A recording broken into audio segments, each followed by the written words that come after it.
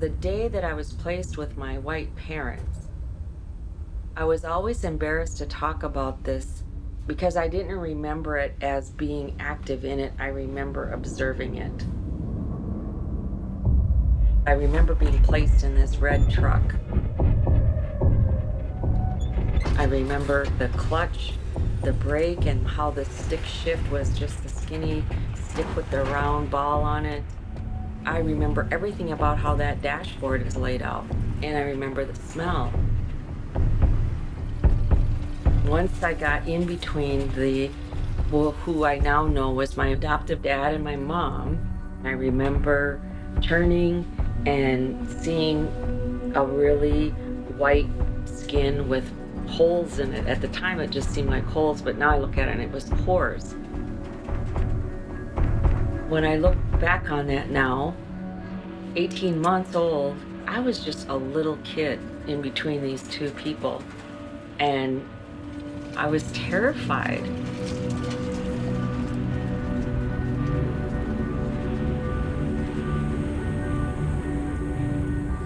We have story upon story upon story after the different reservations of how the government had a policy to remove children. We were being taken and just put into white homes and communities.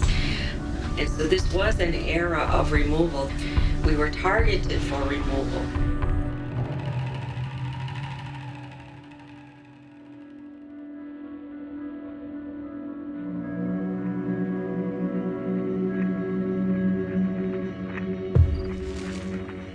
Race and culture have influenced how we practice adoption in this country. Because how we do it is not necessarily how we did it at the beginning, and it's not how it's done in other places in the world. It's hard when you get into the state child welfare system to say, wow, here is a nationwide conspiracy to remove kids, except for the fact that there were nationwide conspiracies to remove kids. One generation, their children were systematically removed and sent to boarding schools. The next generation, their children were systematically taken by private adoption agencies and placed with white Christian families because that's what was going to make them better people. Through the agencies of the government, they are being rapidly brought from their state of comparative savagery and barbarism to one of civilization. When you look at the history of Native people, it's a long history of movement and being moved away from families that precedes Indian child welfare. Everyone knows the Cherokee Trail of Tears, but there were multiple trails of tears. The federal government ignored the treaties that were in place and forcibly displaced huge populations of people. There were members of Congress who stood up on the floor of the House and the Senate and called for literally the extermination of tribal populations. I think it's still a policy to drive us to extinction because we're the rightful heirs of everything that's on this continent. In the early 1800s, the government said that it took almost $1 million for every Indian war that the cavalry waged against native tribes, and that was expensive. So they decided to educate Indians as a way to save money. One of the government policies was to remove children from their families and put them in boarding schools operated by the federal government where they could be de-Indianized, if you will, or de-tribalized. Many Christian denominations were already offering boarding schools and day schools for Indian children, and the government decided to start funding the churches. The policy of the boarding schools was to get them away from their traditions and spirituality, force them into Christianity and into an education that was totally white European. The off-reservation government schools were established with that goal, killing the Indian and saving the man. So it was to literally kill the culture, the language, turn the native person into a white person. Hair was cut, braids were cut off, and there's a whole sacredness to our hair with our traditions. They were forced into labor of working in the kitchens, the laundry rooms, the fields. There was no safety measures for them, and many kids died. It was military style, everything, including, of course, the discipline. It was an absolute cultural genocide. Well, you went away to boarding school, but after the school season was over, you had to go back home. They didn't have no place to dump you. I mean, you had to go back to the res. Resident adoption, it was the final assault. You know, they took you away and you never went back. Who runs the boarding schools? At that time, it was the Bureau of Indian Affairs.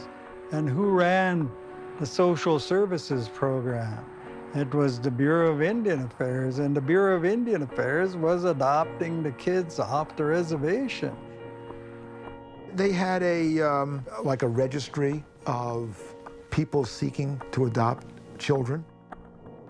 And fed into that registry were all these Indian kids that these private agencies were grabbing every which way they could possibly grab them.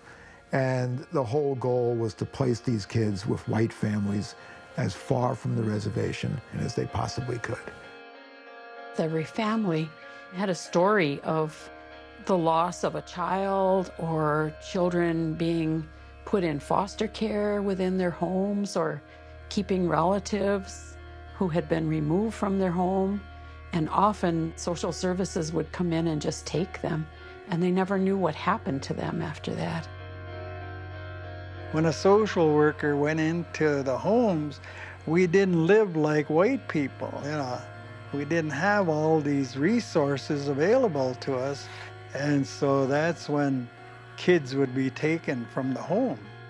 You know, if it was one isolated case or two, you know, I could say maybe there was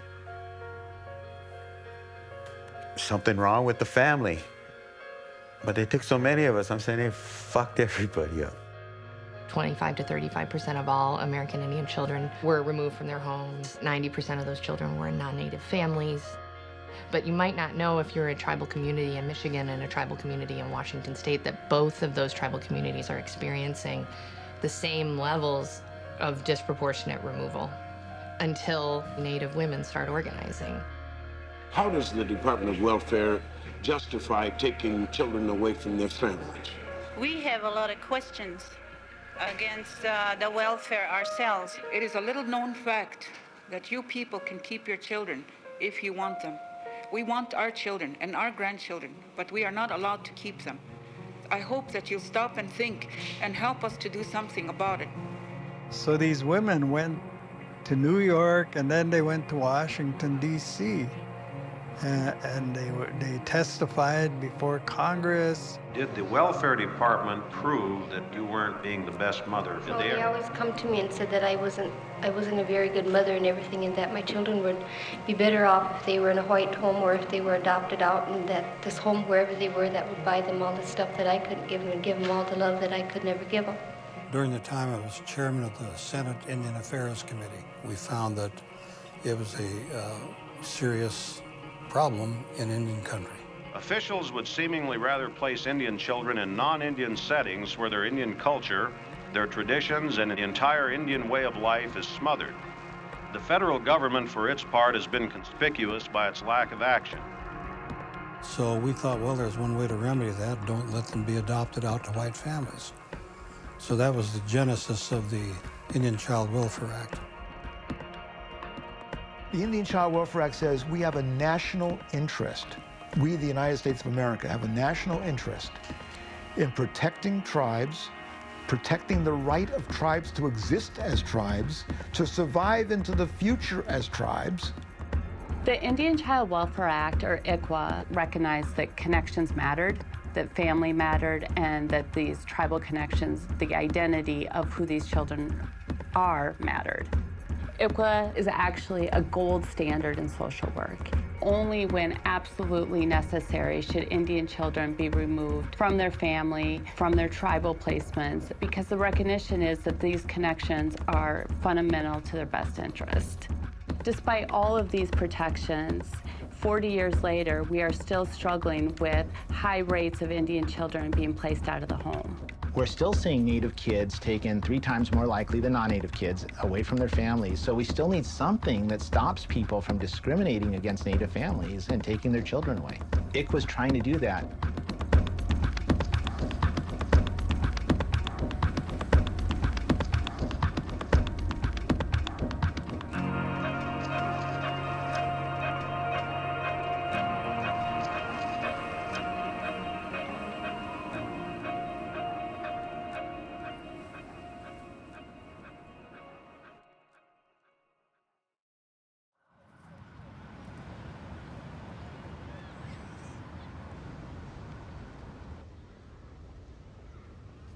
You know, you heard the phrase adoption era, and it's a phrase that I would like to be used when we talk about when people were systematically taken through adoption prior to ICWA.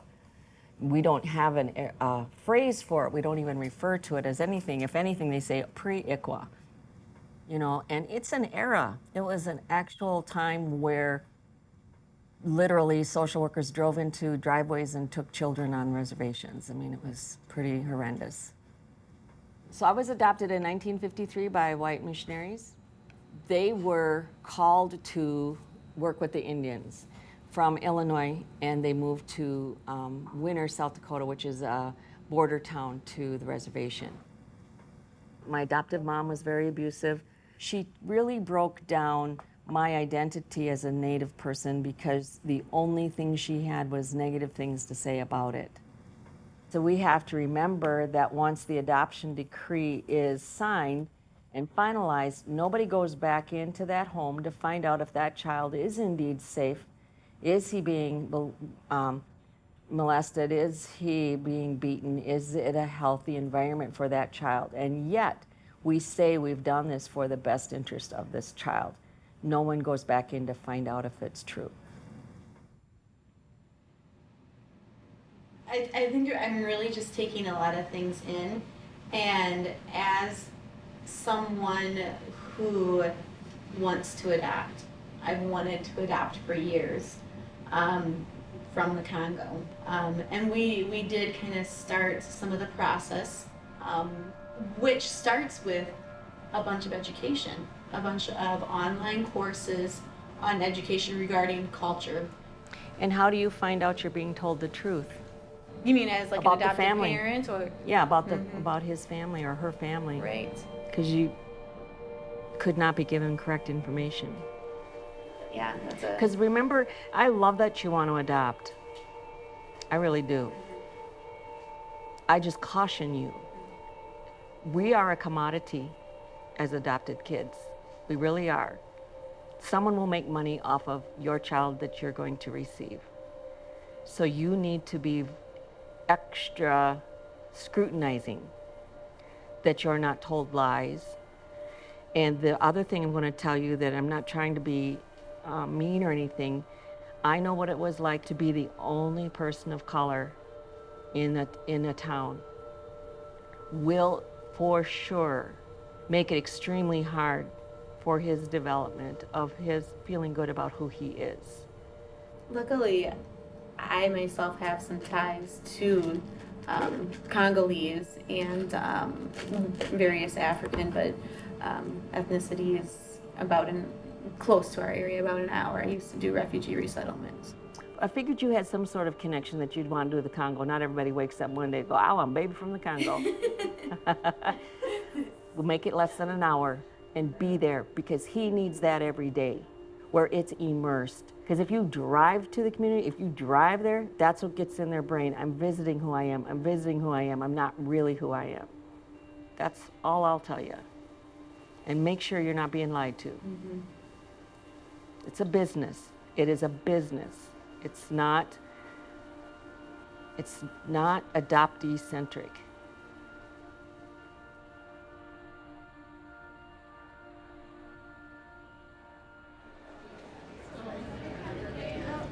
Just wait here for me. I'm going to grab a thumb drive and then I'll go.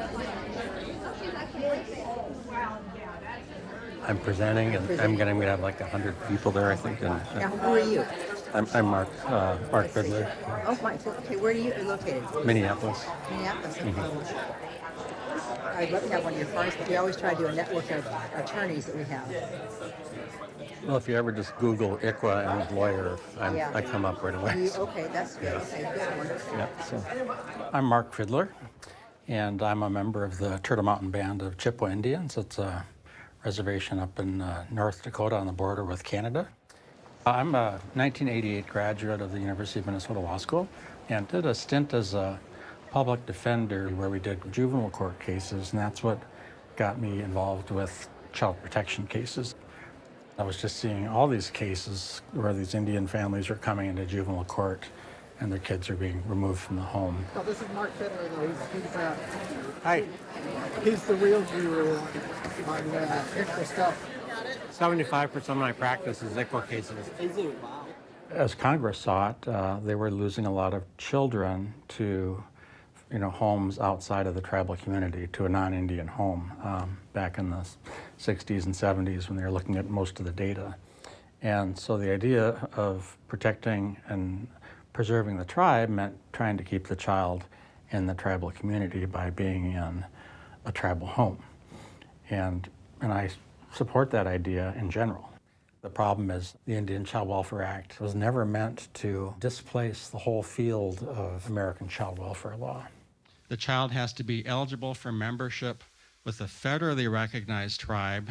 And in any thoughtful adoption practice, any thoughtful social worker, thoughtful judge is not going to have blanket rules about what's best for children. And that's where we're going into trouble when we say we're going to have a blanket rule that family is always best, the biological parent is always best for the child. One size does not fit all with children, and the facts and the circumstances vary in these cases. And that was one of the key things that came up in Baby Veronica. The high-profile Baby Veronica case. It is a cross-country custody battle that has extended all the way to the U.S. Supreme Court. As the biological father stands his ground. Her biological dad, Dustin Brown, you see him there holding her, has been fighting to win permanent custody of the little girl. When I became involved in the Baby Veronica case, if you would have said, will the Supreme Court ever hear this case? Will they be talking about this case on, network media morning news shows? I would have said absolutely not. This is your run-of-the-mill contested adoption case. It's going to be resolved. It's going to be resolved quickly and quietly. What followed has been years of legal battles between Brown and the adoptive couple, Matt and Melanie Capobianco.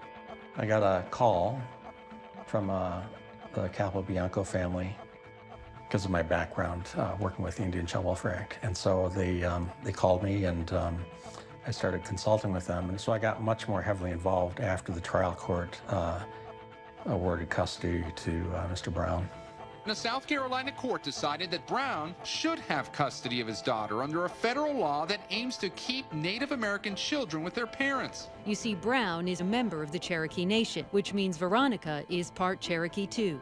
What he was arguing was that the Capobiancos were trying to break up an Indian family. And, I thought, well, that's really interesting. He may or may not be Indian. I really didn't go down that road or try to define that because of all the problems I see in that. But I thought, you're certainly not a family. We're not, Indian or not, we weren't breaking up a family. Because there was no family to break up. The birth mother voluntarily placed the child for adoption. The father wasn't in the picture. He said he wanted to relinquish his rights in a text message to the mother. So we were devastated when we got the ruling from the South Carolina Supreme Court. This law has been used unjustly. The Indian Child Welfare Act is just destroying families like ours. We knew our odds were long, but we thought we had a really good case to go to the United States Supreme Court. This case involves the custody of a young girl who, through her biological father, has some Native American ancestry. Specifically, we are told she is 256th Cherokee. The South Carolina Supreme Court held that certain provisions of the Indian Child Welfare Act required the child, at the age of 27 months, to be taken from the only parents she had ever known and handed over to the biological father. We hold that the federal act does not support this result. For the U.S. Supreme Court, in their decision to point out that Veronica is 1.2% Cherokee, is very troubling. It's not a fact that is relevant to the outcome of this case, or not a fact that even has any relevancy in regards to what is best for Veronica. It's not up to the Supreme Court to decide who is an Indian child. Whatever Mr. Brown was or was not when this child was born, on September 23rd of this year, he was her father. And he's her biological father. He was her psychological father. She was 4 years old, and she was taken away from him. And I think we have to, outside of the context of ICWA, outside of the context of adoption, there was something wrong with the result of this case. Regardless of what side you're on, it was wrong. This is the most blatant example of white privilege I have ever seen in my career. Our people can lose thousands of children and we can't get it into the news. One white family loses a child and it's on Dr. Phil. And it's ugly. You want to commit cultural genocide, steal a people's children, and take them away and place them in non-Indian homes. That's what was happening before this. I've listened to this, and I've listened to the speech, and I tell you what I hear you saying is what's best for the tribe and not what's best for the child. You told Dr. Phil how much of this child's blood is actually Indian, and there's like a drop of Indian blood in this child, which apparently gives you the law. That's part of the racist issue. It's not because of how much she is or what she looks like. It's because she is a member, a citizen of a tribe. It's not just if you have Indian in your background. Every government gets to determine its own citizenship. Every individual tribe gets to determine its own citizenship. If a tribe wants to use a blood quantum, which is, based on descendancy, they can do that. If they don't want to, they don't have to. Blood quantum was designed to exterminate tribes. Blood quantum was designed to say, okay, you are this much Indian, but when you are no longer this much Indian, you're not an Indian anymore. The idea of being Indian is a very, very complicated enterprise. Particularly if you have a child who's the Indian ancestry is very attenuated, if the child's 1-2% Indian. There's obviously many other cultural heritages, backgrounds that make up who that child is. And so to say, okay, because you might be legally Indian, we're going to impose on you this narrative, and we're going to stop your being removed from the tribal culture, that's when you have to say, I think we have to be a little skeptical of this. There are just too many of these cases going on. We now know that the attorneys involved in this have processed perhaps 50 children in the last 2 years. And recently we have heard that the price tag for an American Indian baby in the United States is between $60,000 and $100,000. In the United States, there are many more people who want to adopt infants than there are infants available. If you have an Indian child who ICWA says the tribe gets to be involved, you first look at family members, then you look at other tribal members. If ICWA is followed precisely, what it means is there's one less child in the for-profit adoption industry available for adoption. It's unfortunate that we talk about children in this way, but it's what happens in that industry. It is supply and demand. Every single lawyer on that case worked for free. And it was just because of their belief in the injustice of what happened to Veronica and the Capobiancos and to Dustin Brown. The system didn't work. The law was just vague enough and had some slippage. So that legal uncertainty can hurt a lot of people, and it did.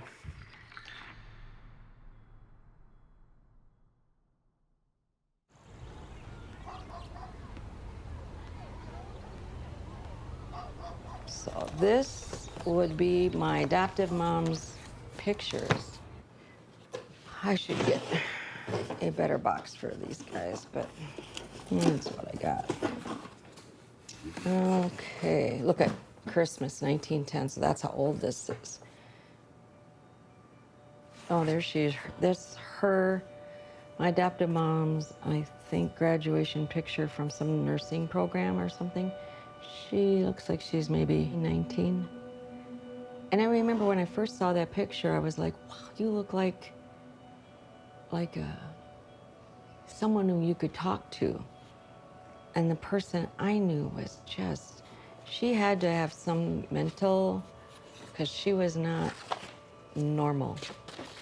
She was probably bipolar. That's my guess.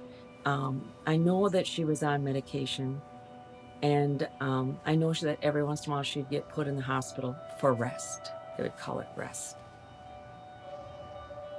I didn't know what it was, and I think part of me that didn't understand it as what it was is because it was from my mother. And I think in our society we understand sexual abuse as always being male against female or female against male. So I didn't take it as sexual abuse. And she made me terrified. It actually felt like a relief when she was gone. I think that's my adoptive dad, assuming the memory I have of him is peace and kindness and fun. And I don't know, when I look back on it now, he used to take me all the time, and I wonder if he spent so much time bringing me with him so that I wasn't around her. Even though our father died when I was 6, I have all these memories of hanging out with him. And they're great memories.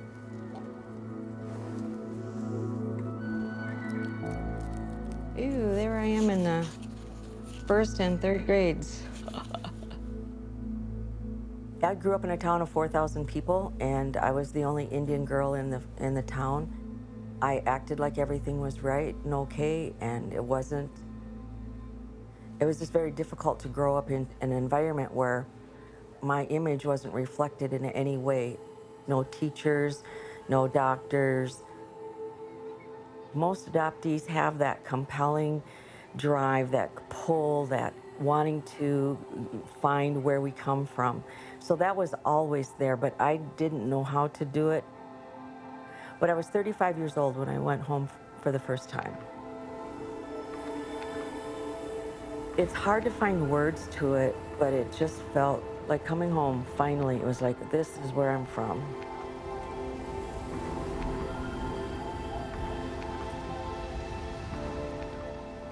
Oh, the first picture with me and Leonard. Oh, here's me and my sister Deborah. See how she's got her nails painted too? She freaked out when she saw me painting my nails because she said our mother always had her nails painted red. Hi. Here I am at my brother's house. This is my brother Leonard, who we love. Here's Deborah. Yay, I met Deborah in 1994.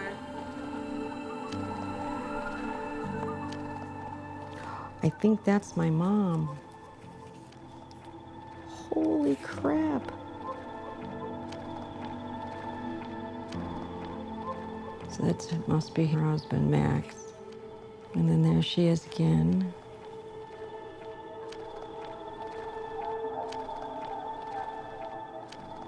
I could see the similarities. I can see it in the eyes that I really look like her.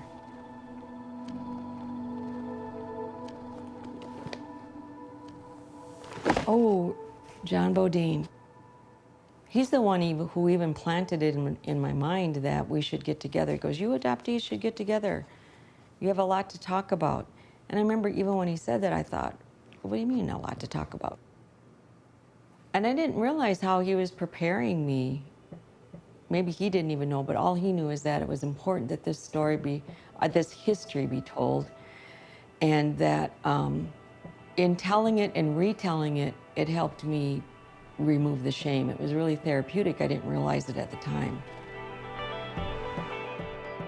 I'd like to share these thoughts with you and these experiences, and hopefully it'll inspire you to take your own experiences and take them and be willing to share them. You probably think that I carry with me this history of being raised in my culture and raised with my people, and that's not true. I always think the words are inadequate. No matter how much I try to express it, I think I fall short.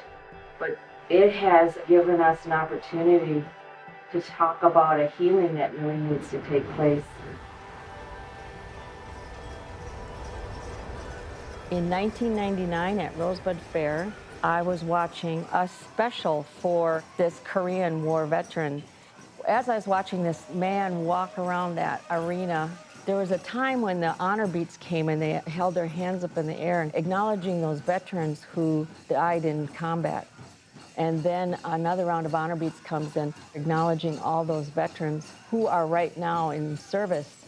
And another round of honor beats acknowledging all the veterans who are coming back. And we're saying, welcome back, we're glad you're home. And that's when it really hit me that adoptees had never heard welcome home. And I wanted that for them. So sometime after that, I ended up telling this elder, Chris Leith, what I saw. I was at World Peace and Prayer Day, 99 in Costa Rica. And I didn't know who he was, but everybody was saying, is Chris here yet? And I'd be like, who is this Chris guy they're talking about? And then they had him pray, and I remember he opened it by saying, pray along with me in your own language or how you pray. Pray from your heart. Don't pray from up here. This is what gets us in trouble. Let's open up our heart sincerely. He just had that presence, that calming presence of how to put faith into action. Then I invited him down to MATC, the college where I was working. We always had speakers and all kinds of things. So I asked him if he'd be willing to come down for that, and he said, yeah. So he came down. Well, good morning, afternoon, whatever it may be. I am a Dakota, and my true name is Brave Thunder Horse. We had breakfast before he was to speak. We talked, and when I got to the part of saying, and I've never heard a song for adoptees ever, and I've been traveling now, been to Canada, and we've been in a few places, and no one ever even talks about us publicly, and anything that I've seen, and blah, blah, blah, I'm going on like that. And then that's when he said, I remember he's eating his eggs, and he goes, you know, you're right. And he puts his fork down, he stops eating. He says, you're right. There should be a song. I'll make sure there's a song. I'll have Jerry Dearly make a song. You ever hear that song? Dum dum dum dum dum dum dum dum dum dum dum. You think that we're pounding on our tom-toms, but we're not doing that. There are certain kind of songs for specific ways. I chanté wastea nampe ochus papalo. Eva toki. But I was out here now sitting in early in the morning.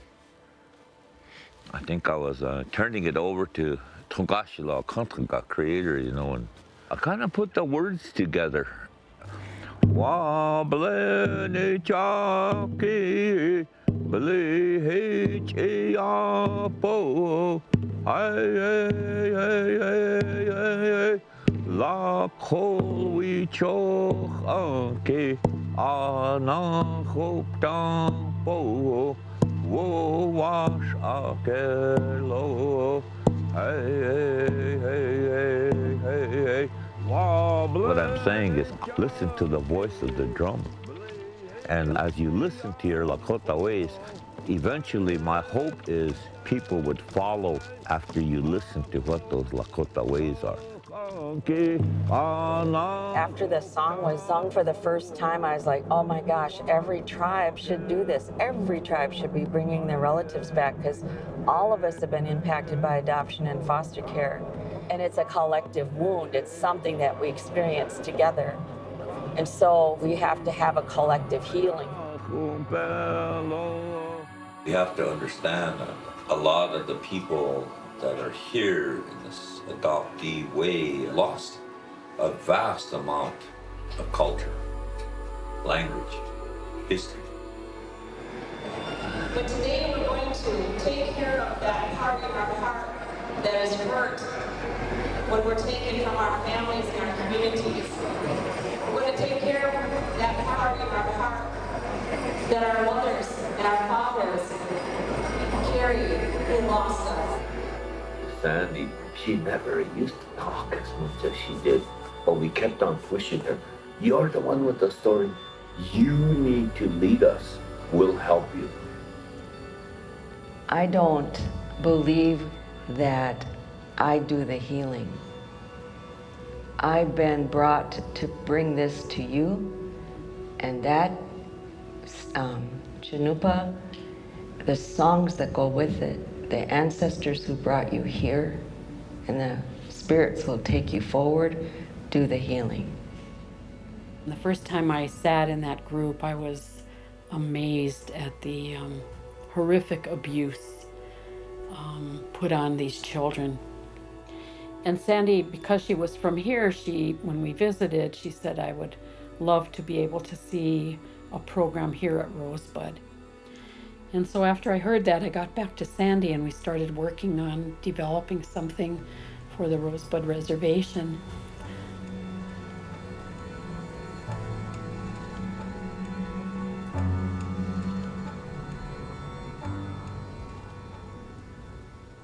Native Voice One, the Native American radio service.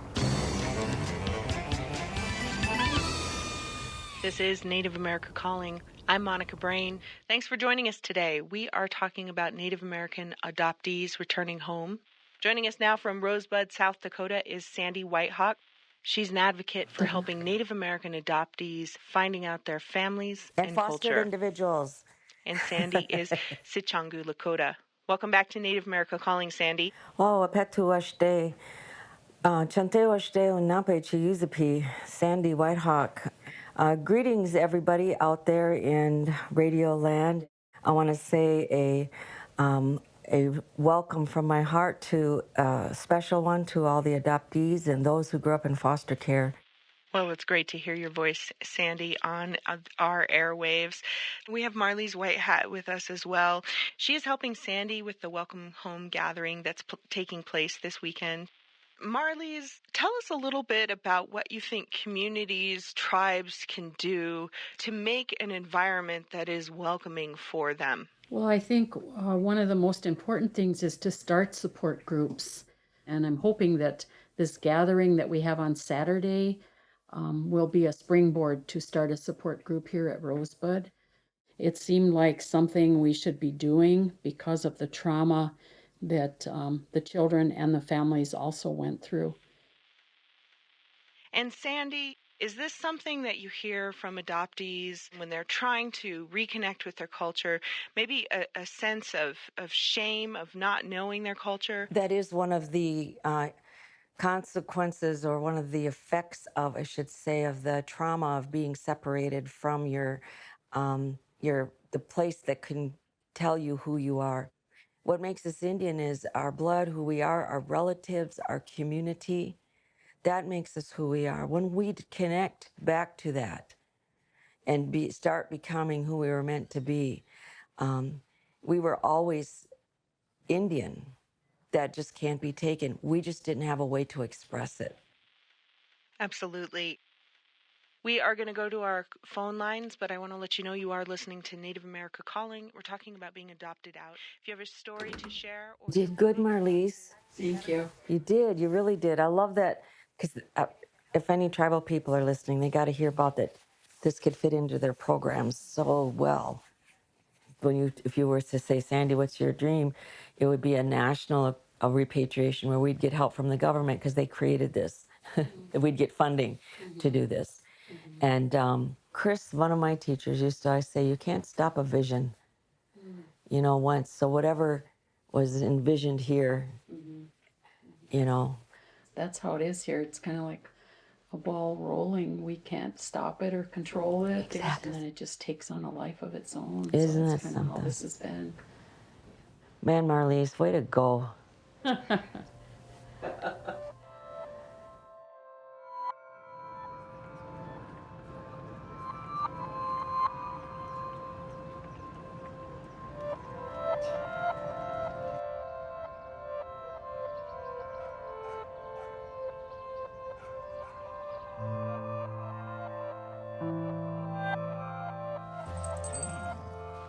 This is back before computers had monitors.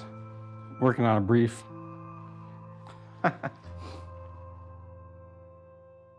People look at me and see a white lawyer. I thought this was kind of interesting because it's more of a Indianish looking photo. So I did have actually jet black hair. I've got blue eyes.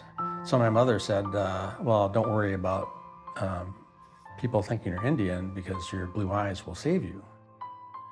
And I thought, well, why do I need to be saved? What's that about? So there was some shame growing up, being identified as Indian. This one's kind of fun. My friend Ricky got me to play hockey. That was Jerry Hawley. It's funny how these names come back. And I think his name was Craig Bowman. I mean, he was like the ideal, white Nordic guy. I could only be like him. He was really good on skates.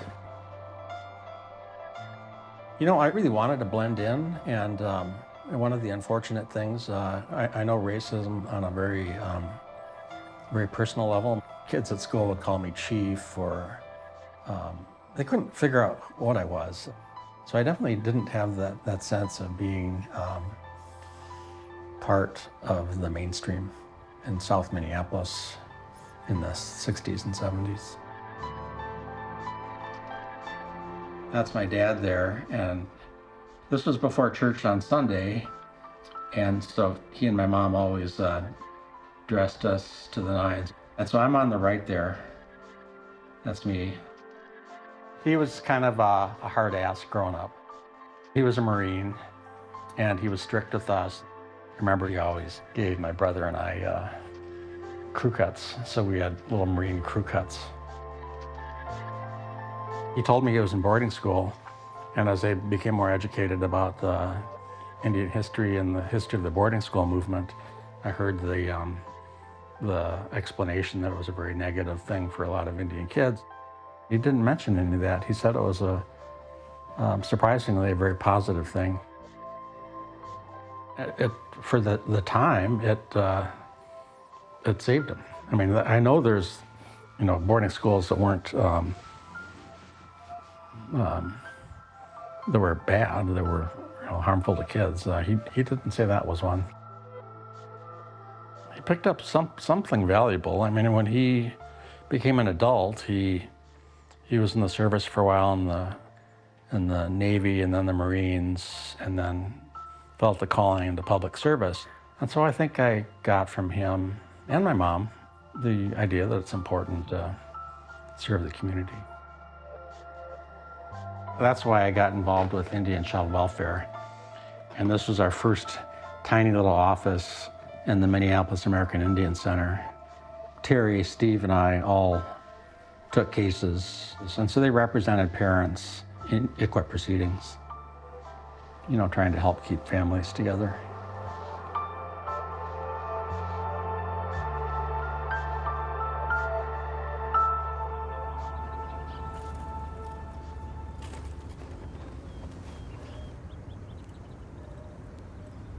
I'm Mark Fiddler, and I'm actually a member of the Turtle Mountain Band of Chippewa Indians up in that other Dakota state, and proud member there. And I was the founder of the Indian Child Welfare Act Law Center back in '93. And our job there, what I wanted to do was ensure compliance with the Indian Child Welfare Act in Minnesota, and then we started taking cases all around the United States. So I've seen ICWA from every side there is. And one of the biggest problems with ICWA, we can all agree, is confusion about when do you have an Indian child involved? The tribally enrolled Indians among us, we know it's not just blood, it's membership in a political entity, and that's what differentiates us from other racial groups. Absent political membership, you're applying a law on the basis of lineage, which the Supreme Court said is a proxy for race. And then that's where ICWA gets into trouble. It's just very problematic. So my comments are more addressed. Go ahead. Can I just ask you a quick question? Sure. What was it that motivated you to shift from working to enforce a broad application of ICWA to working to carve out exceptions to ICWA? Yeah. So I had actually an Indian family challenge down in Louisiana called the Hampton case. So I was fighting the existing Indian family doctrine, but I also wanted the child back, and I wanted to have evidence. So I went to child development experts at the University of Minnesota and said, so tell me, what's this going to do? This child's been here for several years now, and the child was under 3. And I said, can you testify that there's not going to be harm? And this was Brian Egeland, a famous child development expert. He said, no, I can't. So you got a problem, Mark. And so that stuck in my mind. How can we be representing our clients, representing tribes, and simultaneously doing what the experts are saying causes harm to a child? And that's where I started. People will say I'm anti-ICWA. I said, no, I'm anti the way it's applied in a rigid fashion. So kind of a long answer, but I think it's thorough. Oftentimes, historically, when there are problems in Indian country, the way you deal with those problems is you make Indians disappear. So if there are problems with reservations, what is articulated? Well, the solution is to get rid of reservations. If there are problems in the context of placing Indian children in ICWA, what's the solution? The solution is to get rid of ICWA. I mean, to me, you have to admit that there are problems, and those problems can be solved on a case-by-case basis and with reviewing and strengthening ICWA rather than the time-tested failing solution is to get rid of ICWA. Getting rid of ICWA is going to do what? What are things that tribes can do to ensure that the spirit of ICWA, right, in the best interest of the child, is honored and respected? We have to look at the data and ask, the fundamental question is ICWA working? And Minnesota, we have probably the best ICWA enforcement in the country, and all the kids that are placed, every one of them, there's a county attorney looking for a qualified expert witness affidavit from a tribe. So all these removals are tribally supported, and yet the numbers are just through the roof. Yeah, racism is there, but I think the data shows that there's a constellation of risk factors that we just got to get a handle on and treat, and have much better funding, and programs and CD programs and domestic violence. There's so many fronts that we could be moving on instead of having an argument about doubling down on ICWA enforcement. I think when you start saying that ICWA works perfectly, you're not being true to reality. So for me, there's an incredible legal, ethical, and moral responsibility on attorneys, on students as you go forward to understand the way the Indian Child Welfare actually works. Because one of the themes or threads here oftentimes is that the problems with the Indian Child Welfare Act are not with the Indian parents, they're actually with the attorneys. And so we have a responsibility to ensure when we're practicing that we don't make mistakes in a context of ensuring compliance with the Indian Child Welfare Act.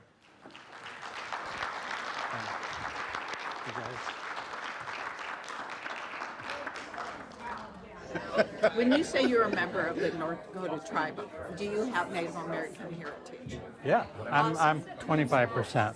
Well, that's awesome. Yeah, most reservations, they cut it off at 5%. And you can say it's arbitrary, but it is a line. And it says once you start marrying out or parenting children with people who aren't also 25%, you're further diluting the community. My kids are 1/8. My kids can't be members. They've been up a few times with me to the reservation, but they don't have, obviously, my sense of connection of the family, and because I went up there all the time. But that's what happens when you go 1/4 degree to 1/8. So that's meaningful to me to hear, because you're arguing from a point of knowing, experiencing, and living it. Yeah, I mean, I get accused of being anti-native. Well, but you know what's interesting? Did you notice the art in the courtroom? Did you? The what? When we're down there, look at the art in the courtroom downstairs. Yeah. I saw. There's not a single connection to our country or its founding. It's all native. Really? Every single piece of art. Oh, interesting.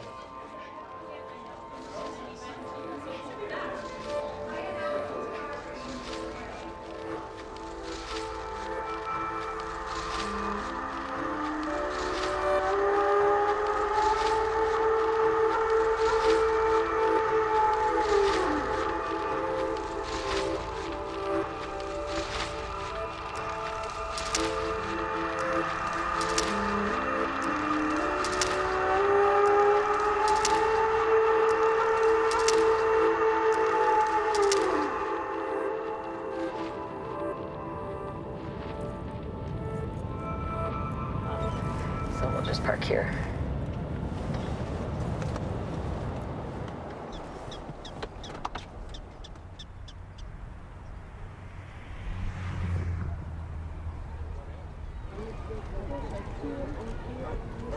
Hi, I'm Sandy. Hi, it's nice to meet you. I'm Sandy. You may or may not have heard that the evening grand entry, there's going to be a welcoming home of our Sichangu adoptees and an acknowledgement and recognition of our birth relatives who were left behind. And it's very emotional for our people, our relatives that are coming home.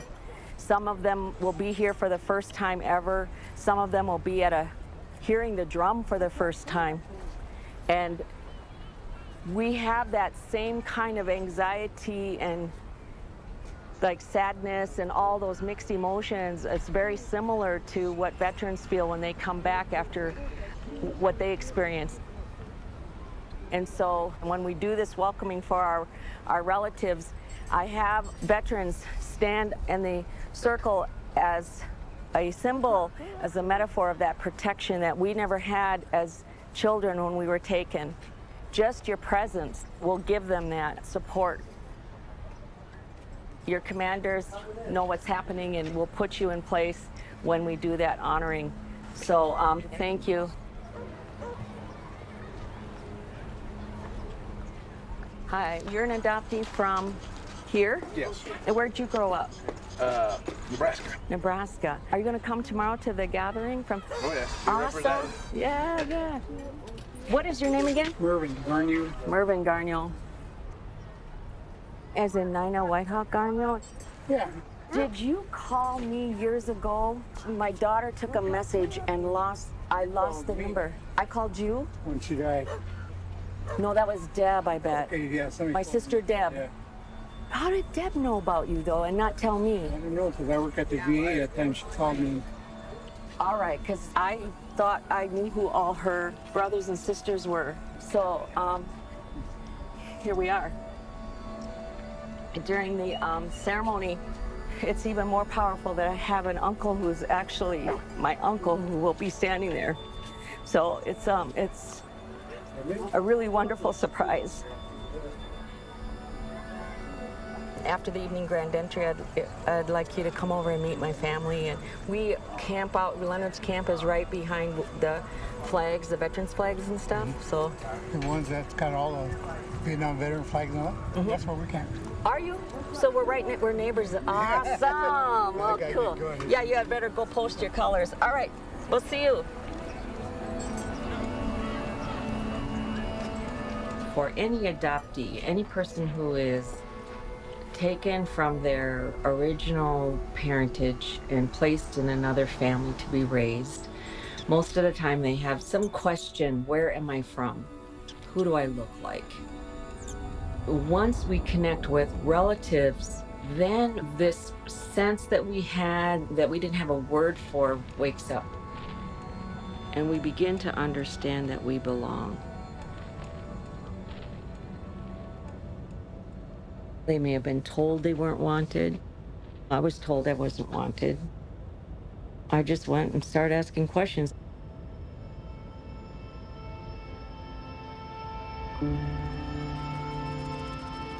I looked around and thought, I wonder if any of these people are related to me, because I hadn't seen Indian people. Finally, when I meet Chuck Holquin, he decides that he would help me look, because I tell him, I'm here, I'm trying to find relatives. He was looking up in the phone book for White Hawks and stuff, and who was Nina related to, and he just took a few phone calls. We drove around a little bit, and that's when somebody put it all together. He knew Leonard from Neighborhood Youth Corps, so he knew where Leonard lived, and I went, whoa, let's go. And as we were driving, I was telling him that I felt that the trip was divine intervention because of the way it came together. But that the only thing that I regretted was that I wasn't going to meet my mother because she had already passed. And he took his hand and swept it across in front of him, and he said, "This is your mother. She's been here waiting for you." And even though I had never understood it before, I knew it in my heart that day, that the earth had been taking care of me this whole time. Most adoptees expect nothing because we've learned to not expect anything. I had not thought of meeting Leonard, but it felt like I saw myself for the first time when I met him. Well, this is the kind of car I drove when I first had my license. Yeah, it was a Chevy Impala. My very first car was a 1953 Chevy yellow and white. Ugh. Bel Air. I was just turned 16 years old. I bought it out of my own pocket, $80. You had a hot car, your first car. The easiest way to visit was to just go for a ride. And so we'd go get the candy bar and pop and drive around a little bit. That's when we would talk. He'd tell me about different people, that maybe they were a distant relative. You know, just kind of filling me in about the area, the history.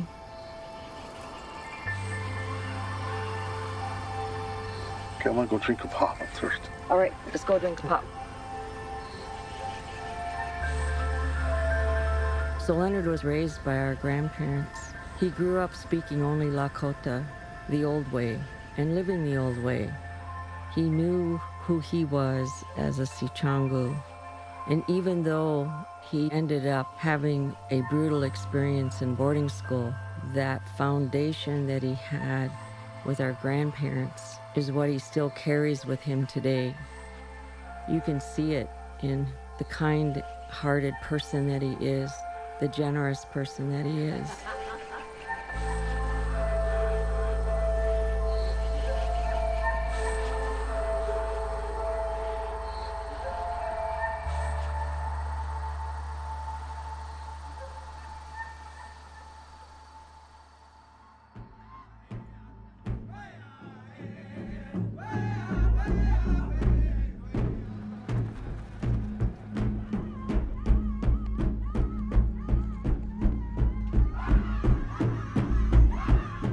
What's happening today is we have a lot more education and advocacy.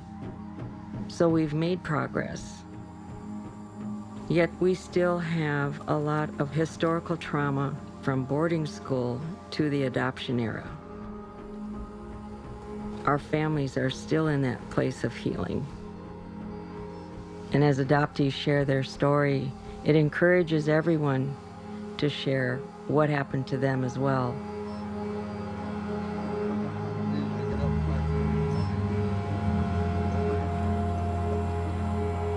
Us guys, we got up at 4:35 every morning to Old Boys Home. Line up to go eat, all single file, just like the Army does. One guy got in trouble, we all lined up for a half hour or so, we all snapped. Whoever gets in trouble, we all catch him. How long were you there? Jeez. 8 years at the new old one, and then 2 years at the new one. I used to get embarrassed of that bus we had to ride. Very big letters. I said, Roosevelt boarding school. He should South Dakota. We pull up in the bus, so go up to some school, we all get off, those guys stand there, hey, GI guys. Oh, GI guys, that's what they call us, GIs. Is that where you went to? You went to St. Francis or old boarding school? Both. They sent me to the St. Francis. I was begging to go back to boarding school. Too strict at St. Francis. You thought boarding school was strict, it was worse over there. When you first go back, it's prayers for, remember the lice, all this stuff under your room. That's what they did to me. They put white stuff all on me. Yeah. I didn't know what it was. Yeah. It's live. They cut my braids off right off the bat. When I first got there. Old boarding school. I had braids, so they cut it all on and took all my hair off. Whenever we'd line up, go shower, we had to get checked before we took a shower. We had to spin around, she checked us. You have to lift your towel, bare neck and spin. Okay. What were they checking sit for, there. I wonder, other than looking? And I couldn't speak English, so when I spoke Indian, I got hit. They think you're talking about it, so you gotta keep quiet and listen. If you get in trouble, they make about 20 guys all line up and put your legs like this, spread your legs, about 20 guys like that, and then make it go through hotline. You guys ever go through a hotline? Yeah. Line up in the hallway and you run through You gotta there. crawl through there, boy. You better crawl fast. Hit you, kick you, or hit you with something. Some guys cheat, trying to use the boards on you. Yeah. And then when they whip you, they call it cracks. And These guys were Indians who had been then trained. They were schooled to be mean, like taught to be mean. yeah, even our own people mistreat us. That's what's so horrible that They wanted up, like they go by the government rules from them.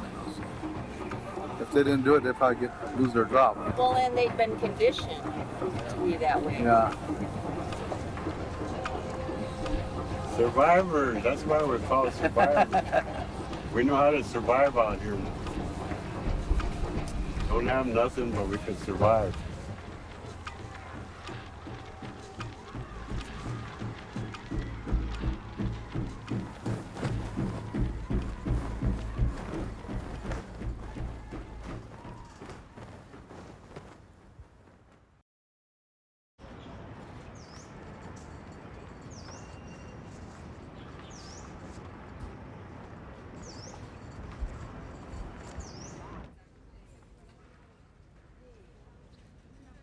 I don't think that there's any monolithic tribal opposition to my ideas.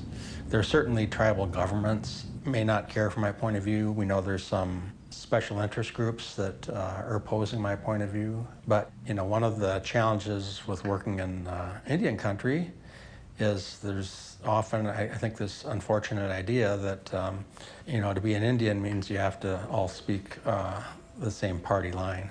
And I've never been a party line guy.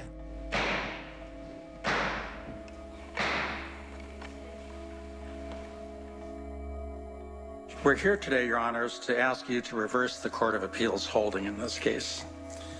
And to cut right to the chase, this case, in my opinion, is all about plain language and when you look beyond plain language. There are six pending federal court cases. One of them is the case out of South Dakota, which the ACLU filed on behalf of Indian parents and Indian children. There are two in federal court challenging either the federal law or the guidelines, and then there are 3 currently in federal court challenging state law provisions of the Indian Child Welfare Act. On 2 of those state court cases, the plaintiff's attorney is Mark Fidler. In the trial court, did all parties agree that ICWA applied? They did. Okay, and so the trial court necessarily made a finding about whether ICWA's terms were satisfied.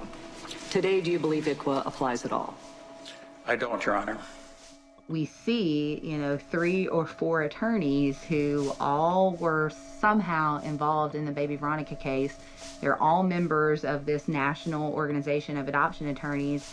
Some of these cases you can look, the initial filings were cut and paste. They use the exact same language and the exact same arguments as to why ICWA is unconstitutional or why ICWA discriminates based on race. There is no doubt that it is a coordinated attack on the Indian Child Welfare Act. It is a pleasure to join all of you and the courageous families who are joining with us to announce a legal challenge to a systemic injustice that affects thousands of families and innocent children all across the United States. This is a strategy that they developed to have multiple cases going on in different jurisdictions before different judges, hoping that if you throw enough mud at the wall, some of it's going to stick somewhere. The Baby Veronica case gave lawyers a roadmap, and it doesn't surprise me that different lawyers are following that roadmap, but following them in distinctive ways. All the cases, what they have in common is the core concern for equality and due process for Indians. And if any one of these state courts says that Indians have due process, equal protection rights to make decisions about their children, then that would have an impact on the other federal cases. By classifying children and those who seek to provide them with permanent loving homes, not as individuals but by their race, the law violates the constitutional guarantee of equal protection under law. It's hard to explain to people that being Indian and having a law apply to you because you're Indian has nothing to do with race, because people have an idea of what an Indian person looks like and what it means to be Indian, and to those who aren't knowledgeable about it, so much of that idea is wrapped up in race. But ICWA does not apply to someone because they are racially Indian. It applies to them because they are members of or citizens of tribal governments. The tribes make the argument that ICWA is not based on race, it's based on political affiliation. The problem is when you're dealing with abused children, you've got to decide what is your priority. Is your priority to protect this tribal entity? Is it to protect this tribal council or this tribal government? Or is it to protect this endangered child? I don't believe for a minute that they give one hoot about the welfare of Indian children. I've never seen that. They don't care about that. They care about the money they're making from rich, white, potential adoptive parents. Again, if the Indian Child Welfare Act goes away, the number of Indian children available for adoption increases, which means the money that you make from an adoption when you're a private adoption attorney increases. But it's very easy to just say, oh, well, anybody that criticizes ICWA, they just must be doing the bidding of the adoption industry. Frankly, we don't have any concern one way or the other about the adoption industry. If it's thriving, that's fine. If it's not thriving, that's fine. It's got nothing to do with us. What circuit are you in? 10. Well, we're looking for other plaintiffs. I mean, if you want to team up on one. Ever since the Indian Child Welfare Act was passed, these predators, because that's what they were then, and they still are now, these predators would love to turn the clock back to pre-Indian Child Welfare Act so that they can open up the pool of Indian kids for their business reasons again. The way the statute works is if you win, you get all your attorney's fees paid. Oh, is that right? Because it's a civil rights violation. So that's how you're taking it in Minnesota? Yeah. So you have to be confident in your chances or else be willing to make a point and then not get paid. It's like we're sort of like snidely whiplashed because we might be talking to each other and coordinating, and waxing our mustaches. And it's just it's a simple-minded view of lawyering. Of course we're going to cooperate and work together to defend the Constitution. And I don't make any apology for that. I'm proud of it. And I noticed that both the federal and the state statutes refer to the Indian family without defining it, as if we're all supposed to know exactly what the Indian family is. Do you have a definition of that? You look at the language, the text doesn't define Indian family. I agree with counsel on that. So the court then, when the plain language doesn't yield the result you want, you go beyond that and look at, are the purposes of Congress fulfilled by application of the Act? We have to ask then, is this family You have to, Indian Your enough? Honor. ICWA has to be applied in accordance with equal protection and due process principles. One of the reasons that the United States Supreme Court will take a case is because different federal courts have ruled different ways on a case. So you make the same arguments that ICWA is unconstitutional race-based legislation. If you really want that issue in front of the Supreme Court, you kind of hope you lose one and you win one, because then you say, hey, Supreme Court, there's differing cases out here. You need to take it and you need to decide it. The Supreme Court is there to resolve cases and controversies. And so it's lawyers' jobs to bring them up. Ultimately, this issue is going to be resolved by the U.S. Supreme Court, and I'm optimistic that whether we win or lose at this stage, these important issues are going to be decided. If the Supreme Court were to find that the Indian Child Welfare Act is based on a race distinction, the implications not only for the Indian Child Welfare Act, but for all of Indian law would be enormous.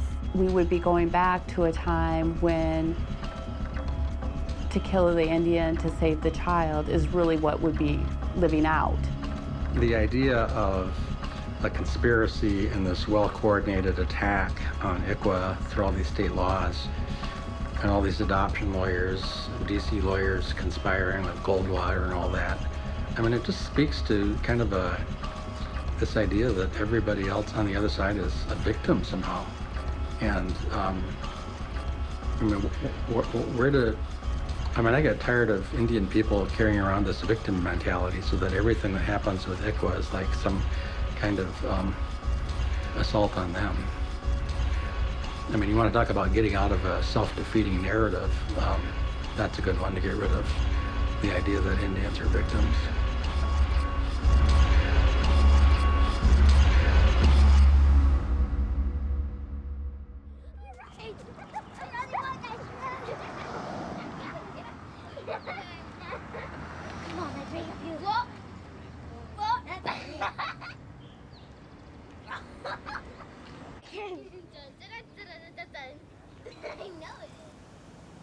It's always a fight, you know, because I've been in a foster home for a long time, like 40 years. I do it the easy way. Like, I don't have to go to court. I don't have to deal with judges. I deal with caseworkers, but at my age, I'm real picky about the caseworkers even. You don't get to choose. Yeah, yeah. And it really comes down to the administration of the state, how they view ICW. ICW was meant to compensate for the years, hundreds of years of genocide and, you know, cultural genocide, physical genocide. I just get scared when I see people thinking the law is going to like save Indian country. I mean, it's part of the puzzle. Right. It's a big part of the puzzle. You would not have a ICW practice if ICW was properly applied every time at the beginning. There'd be no argument because it's good case law. It's good case Well, work no matter. if we had enough Indian foster homes, I wouldn't have a practice. Well, even the kids who are in non-native placements. The problem isn't that they get put in these non-native homes. The problem is you have native kids who come into the system. It's a lot of work for a social worker to do all that stuff. And so they don't get identified. You know, and if a social worker doesn't really want to do that paperwork, they have a lot of ways to get around that ICW. Then that's when you end up with trouble. In this city, there's people who are third and fourth generation, never set foot on their reservation. So what we're doing is spiritual reclamation. We're reclaiming our our children and their spirits. And I remember Dad saying one time, we didn't get this way in one generation, we're not going to heal in one generation. I kind of felt like I was, at least in my family, the end of the line. You think? I don't think so. I mean, we talk about it sometimes, like the family name. I guess by end of the line, I was saying, I'm much more familiar with Turtle Mountain than they are, and the people up there and the family. And, I was bringing them up for funerals and things and visits, but not the frequency that I was brought up, or certainly not you. But our tribe is, it costs money, and then our tribe's got the blood quantum requirement, a quarter degree. So I married Betsy, and no Indian blood there. So my kids are an eighth, and they can't enroll, so they don't feel that. They feel an affinity for sure, but there's something about that. The whole blood degree thing is such an angry argument that people have all the time. I know. I go to ceremonies a lot, and trees never ask me for my ID card. Old people, they don't ever ask me, what's your blood degree? So I understand the need to maintain the physical identity as well as the spiritual and emotional identity, but I don't pay much attention to blood degree. It's meaningful though for the kids to know that they can be members, and they can't be members right now because of our tribe's rules. And I don't know, I don't pay as much attention to it. You don't have to be there every day to have the close connection. That's our land, that's our tribe, that's our reservation. Your kids can come there anytime they want and visit me. Well, you got a deal. You got a deal. That's really important.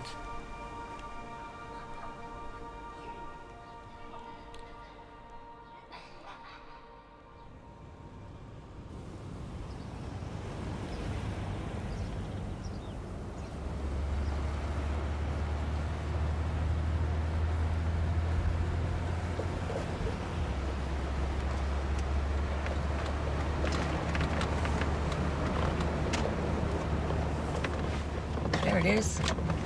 I was right. It did have gospel.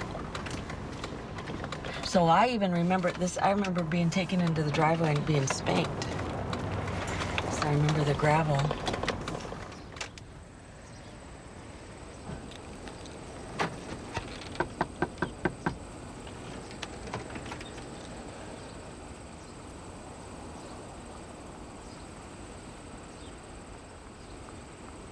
Dang it, nobody's home. Where do they go during the day? Let's see if they locked it.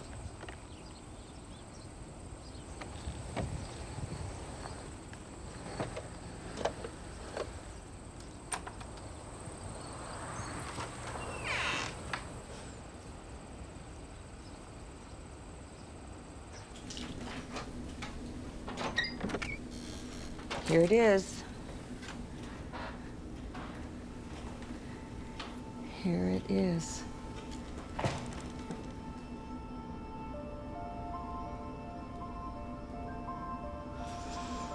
Can you smell that wood from the pews? Unbelievable, isn't it?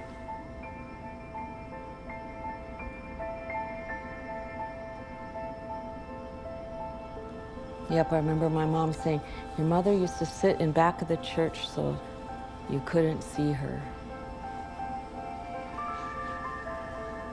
And I wonder if there were any other Indians who were like church Indians who converted. I always wondered if they looked at her when they would see my mom. I wonder if maybe they turned against her because they knew she drank. And how they could have lost their sympathy or their empathy, How could you forget that she would be heartbroken that she didn't have her baby?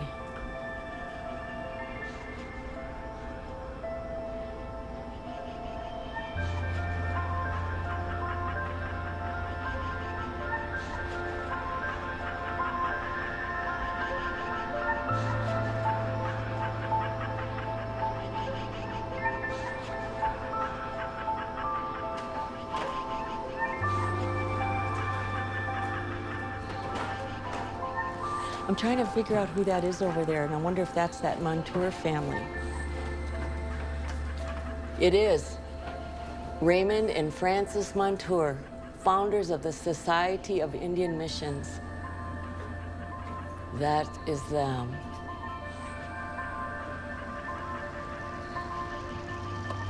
Oh, here comes somebody. I better go tell them that we're not doing anything. Hello. Hi. Does the person that live at this house, are they like the caretaker of here, of the church? The caretaker across the street. In like that yellow house? Yeah. What's the name of the family that lives here? Elizabeth Montour. Is she at work or something? Yeah. Oh, okay. Her mom's here though.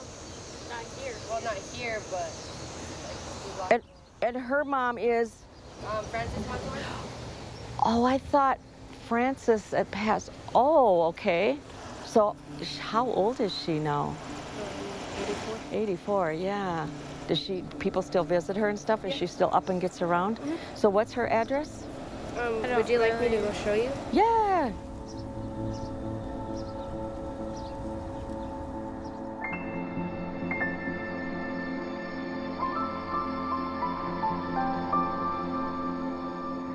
Hi, how are you? Well, thank you for seeing us for a little bit. Can we visit you a little?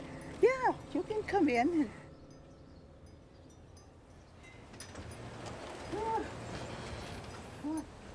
Hi, Elizabeth. Sandy. Can I sit over here by you then? Yeah. What community are you from originally? Where I came from, Michigan. You came from Michigan? Oh, I didn't know that. Yeah, and my husband was from New York, off that way. So your dad is from Delaware. We go by Delaware. Oh, okay. So Delaware, and what tribe's your mom? Potawatomi. Potawatomi. So what brought you from Michigan to here? We enjoyed starting places, you know. Somebody else would then take it up, you know, so you'd go on and like that. So you would start churches here and there? Yeah, what we could. It's really not a high-paying deal. Oh, yeah. More missionary type, you know. So. During the 40s and 50s, a lot of Indian children were taken from their families. There was this whole movement at that time to remove us instead of help the families, or at least try to help the families. So the churches were involved in a lot of those removals. Yeah. Yeah, they watch out for children pretty good. Getting them in places where they can be taken care of, you know. They always assumed that taking us and putting us someplace else was going to be better. And we found that many of them were in hard places where they were very abused. And it was really hard to grow up in an all-white community, you know, as an Indian person, if you're the only Indian person. Did you know you were adopted at that age? Yeah. Oh, you did? Yeah, my mom always told me. This is my very clear memory of the first time being told I was Indian. I was young, and I remember she was sitting on the bed, and she had her hands on my shoulders. So I couldn't have been more than 6-ish, because it was in Wisconsin. And I remember her saying, your mother didn't really want you. She only wanted to keep you so she could get a welfare check so she could drink. Jeez. So this is the Christian family that went to that church, and that's who I was given to. It's unfortunate, you know, that the church had a part of that, but then I see it from the church side too, because we're down there and we have the church now, and the Sunday school kids come in. We bus them in, and some of them come in hungry. Yep. You know, I'm talking now, we're not talking 50 years ago. And you see them, you know, and you feel bad because they're hungry. And so you can see that side of it. If somebody was saying, you know, we have a family that would like to adopt a child, and he would say, well, you know, maybe, you know what I'm saying? And maybe it would be a family that you know that they're struggling. So I see where that could happen, where it wasn't done out of a, you know, we're going to trick these guys, and we're tricking these. They really honestly thought they were helping the family. Sure. You know, I mean, I would hope that was the reason, you know. I know with my dad it would be, but I don't know about some of the other churches. You know, sometimes you wonder, were they given a little bit of incentive? You know, Yes, like they were. They were Really? given money. Oh, wow. Yes, churches were given money. Wow. Federal dollars. Really? I did not know that. Yep. You know, and I think the workers back in the day too, when we started having tribal social workers, they were witnessing such incredible abuse as well. I mean, I'm not blind or have the romantic version that we were all healthy. That's not my point either, because I know that I know that our parents and grandparents coming out of boarding school lost their ability to make relationships and connect and be able to nurture because they weren't nurtured. It was very brutal what they experienced here. We have a whole generations of individuals who never experienced seeing a family. They never held babies. Then they go and make babies and, you know, and it's awful and they have a heart. So it's like, there's no easy answer to any of that, but we have to look at where it came from and help people understand so they can change their course.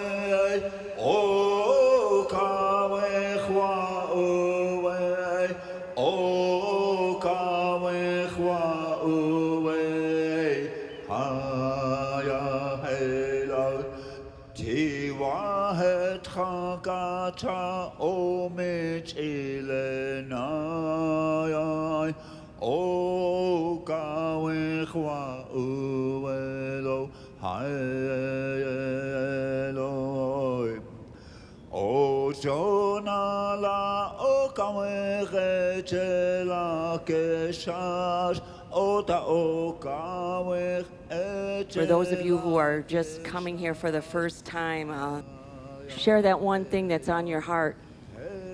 There's no right or wrong thing to share. If you cry, that's okay, because these tears that we shed are healing.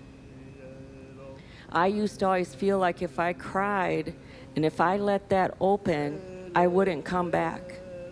And over time, through telling and retelling of my story, it taught me we have to express some of that and have that nurturing that we didn't get.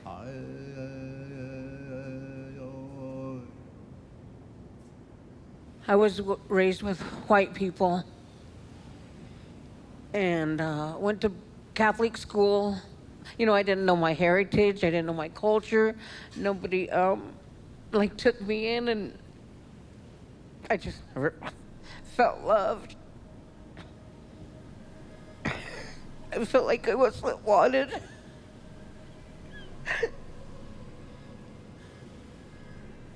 And there's always why. There's always, why were you given away?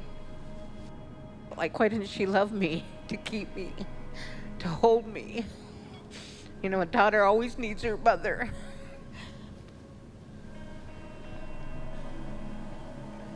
I grew up in Austria, in Vienna. I always felt inside I'm different than the other kids over there. So growing up was hard, because them kids, they know you're different. They gave me bad names. They even called me Mongolites in school. They bullied me. I was an outcast over there. I even tried to end my life at that time. And after that, I had a really bad identity crisis because I did not know who I am, where I come from. But I thank Trunkashila that he brought me home. My experiences as a youngster were terrible and heartbreaking. After I found out I was Indian, I was still living with them. And but then my stepmother, like, I didn't understand why she would put Clorox in the bathtub and she would put Comet.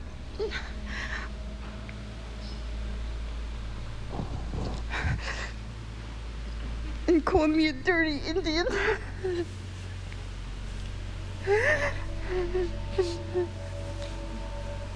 I came home from school one day, second grade, first grade, and my brother was gone. And they didn't tell us. Nobody told us for a long time where he was or nothing. We didn't know where he was.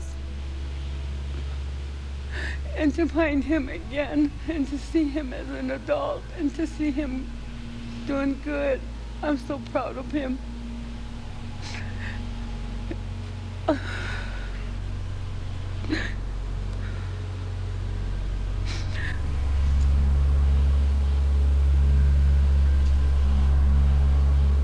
The things that make me feel connected, the things that make me feel like I belong are the graves when I go to the cemeteries. I see the bones of my ancestors. And I see my father's grave where I spent some time. And I see my great-grandfather's grave who I just recently found. Conrad, his blue horse. Some of these other ones that my relatives that are buried here, they let me know I belong here. They let me know I'm home. Sometimes it's the living that I still struggle with, that I don't feel comfortable being around. But that's just me, I guess. In my life, I've never heard anybody acknowledge that America did this to us. The United States did this to us. I've never heard that acknowledged. And it's very hard for us to acknowledge that somebody did this to us and that we didn't do this to ourselves. And I look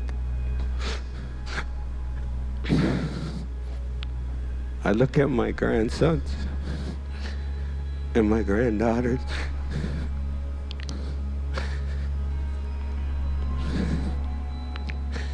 And I feel for my mom and my dad.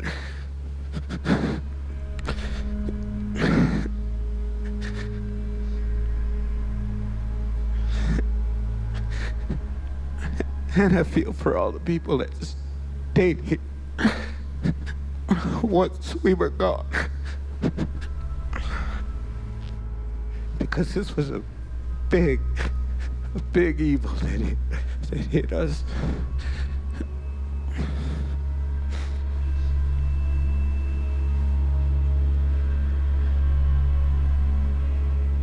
There's a spiritual truth in a word, and it's what we say about adoptees, and that's Wachoachage Akiun Kupe. Generation after generation, we are coming home. Wachoachage means that generation past, the generation present, and that generation yet to come. All Indigenous people, when they have ceremony, have a time in that ceremony where they acknowledge the ancestors who came before us and ask for their help and pray for this generation present, and we pray for those who you are yet to come. We are those who were yet to come when our ancestors prayed for us. They gave us this life, and it's all they could give us. The greatest gift. So with our wounded selves, as we heal, we can move forward and be that healing movement and that encouragement to our people.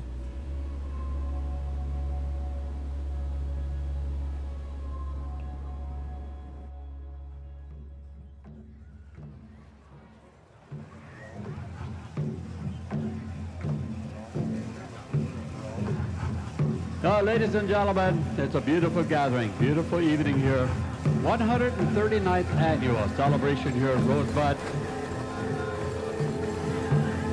We have a lot of things, duties that we have to abide by to make sure we observe the honorings and respect that some of these things deserve.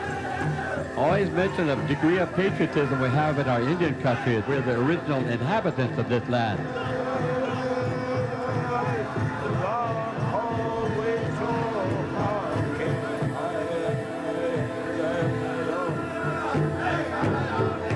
We were placed here by our Creator, and we were charged to take care of it, to protect this land that the bones of our ancestors are buried in.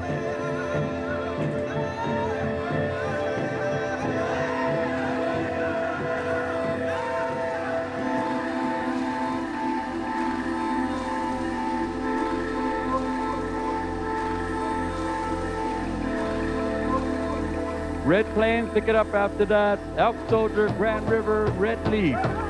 Be ready. All right, no breaks in the music. Okay.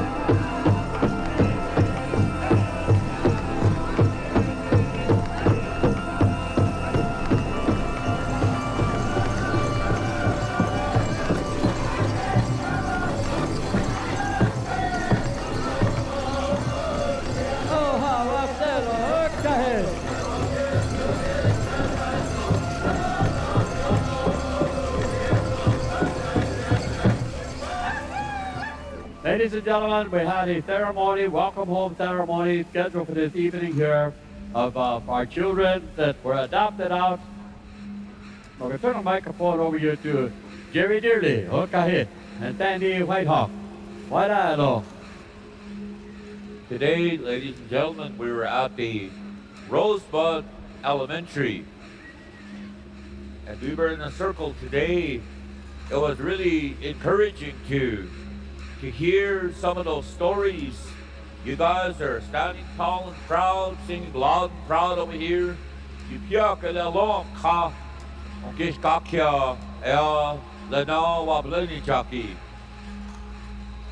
At this time, I would like to turn the mic over to Mr. George Macaulay, Sandy Whitehawk's husband and companion. Thank you, friends and relatives, for giving this time tonight to do something that is very special for my wife.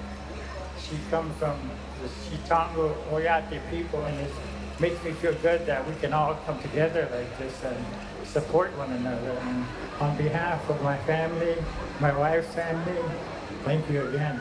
I hope.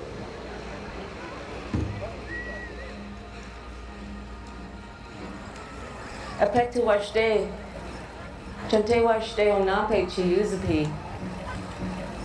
My name is Sandy Whitehawk. Lakota miya chukata najiwiya. Wablene cha wopakta blohamani. In 1989, I stood for the first time and heard the drum and saw the beautiful strength of our beautiful Lakota people. It was the first time I came home after being raised in the white world. Many people think that being in the white world has a lot of opportunities and that we lived a good life. Some had opportunity, some had some stability, but what we didn't have is that identity, knowing who we are, knowing where we come from. As adoptees, we're not looking to be pitied. We're not victims. We're your relatives who have been stolen. And many of us come back into the community and we don't want to talk about what happened to us out there. And when we don't do that, it doesn't heal. But we need to do it in the safety of our people, the circle of our people. One of the strongest and most important healing energies for me was the drum, our songs, our ceremonies, and most of all, the visiting and the encouraging that we do as Indian people. And so, for those of my relatives who are out here, this song is for you. This healing, we pray, will go into that place in your heart where no words go, where no words can be expressed. The sound of these jingles, the dance that they will do, the sound of that drum, go into you and be a salve in your spirit. Someone else who is going to stand with our relatives here, and that's our relative Dwayne Hollowhorn Bear. What he'd like to offer is to put on his regalia, walk with them, and bring them out. So I thank you for coming and standing here with them. Okay. Ikwe Nagabonan. Now the healing dance of the jingle dress style of dance.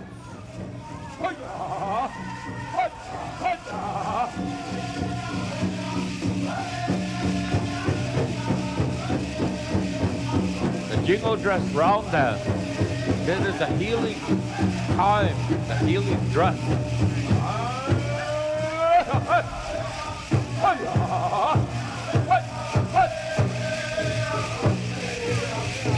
That's how the Ojibwe people, the Kakatwa Oyate, wanted the people to heal, and they gave this dress from their jingle dress society to the people and the world.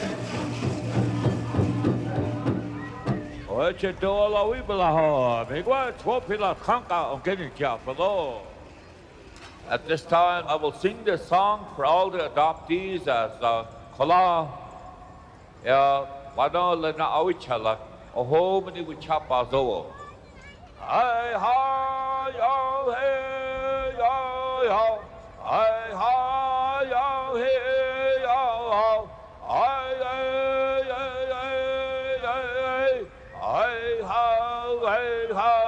hey yo, I ha hey yo hey yo, I ha yo hey yo. Hey, hey, hey, hey, way, ho, hey, yo, hey, yo, hey, ho, hey, yo, hey, yo, hey, ho, yo, hey, yo, hey, hey, hey, ho, hey.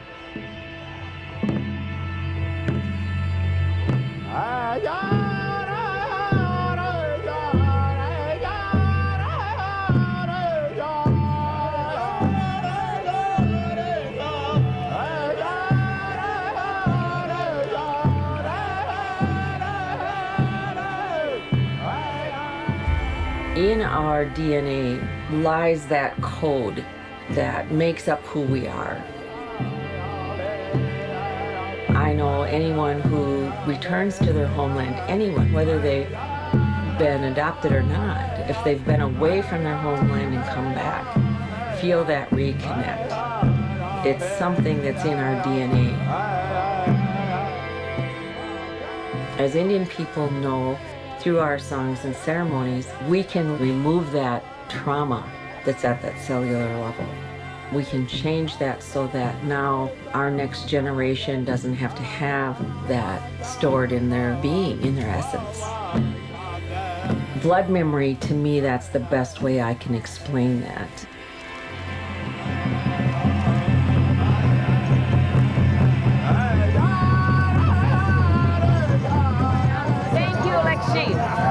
Thank you for being out there. Thank you, thank you. So how about a big round of applause for all our adoptees, friends and relatives. Welcome home.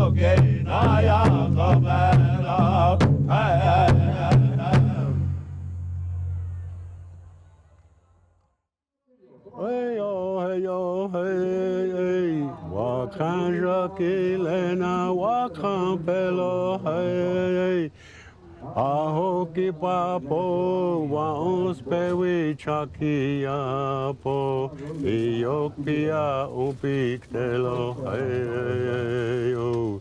Wakan Jakilena, Wakan Pelo, hey, Ahoki Papo, Waons Pewi Chakiapo, Iokpia Upiktelo, hey, yo. Hey yo, hey yo, hey, hey. Wakan Jakilena, Wakan Pelo, hey, hey.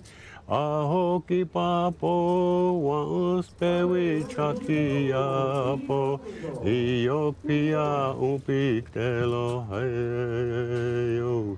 Wakan Jakilena, Wakan Pelo, hey, Ahoki Papo, Waons Pewi Chakiapo, Iokpia Upiktelo, hey, yo.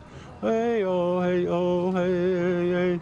Wakan Jakilena, Wakan Pelo, hey, hey.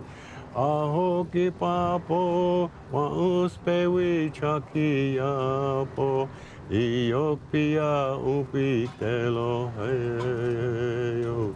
Wakan Jakilena, Wakan Pelo, hey, hey. Ahoki Papo, Waons Pewi Chakiapo, Iokpia Upiktelo, hey, yo. Oh.